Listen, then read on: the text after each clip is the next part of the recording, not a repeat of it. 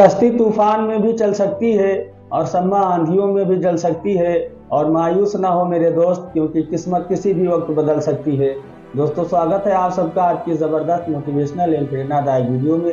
दोस्तों, एक बार की बात है, एक प्रोफेसर क्लास ले रहे थे।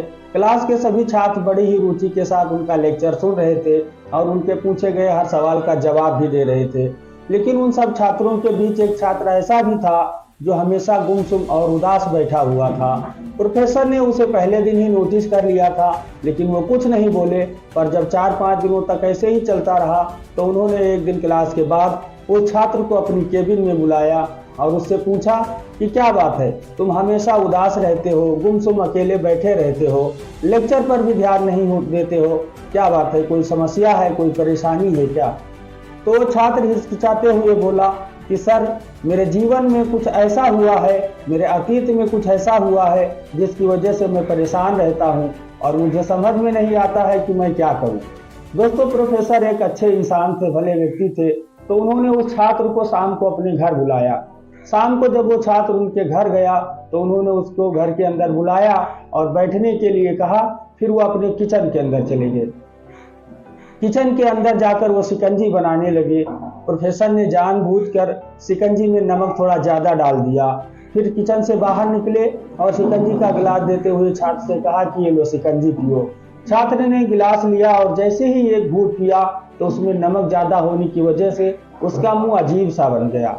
ये देखकर प्रोफेसर ने पूछा कि क्या हुआ, शिकंजी तुम्हें पसंद नहीं आई क्या? वो छात्र बोला कि नहीं सर, ऐसी बात नहीं है, बस शिकंजी में थोड़ा नमक ज़्यादा हो गया है। यह सुनकर प्रोफेसर ने कहा कि अरे, अब तो ये खराब हो गया, लाओ इसे मुझे दे दो, मैं इसे फेंक देता हूँ। और जैसे ही उन्होंने अपना हाथ उस गिलास को लेने के लिए बढ़ाया तो छात्र ने कहते हुए मना कर दिया कि नहीं सर, कोई बात नहीं, बस इसमें थोड़ा नमक ही तो ज़्यादा हुआ है, अगर इसमें हम थोड़ी चीनी मिलाएंगे तो इसका स्वाद ठीक हो सकता है।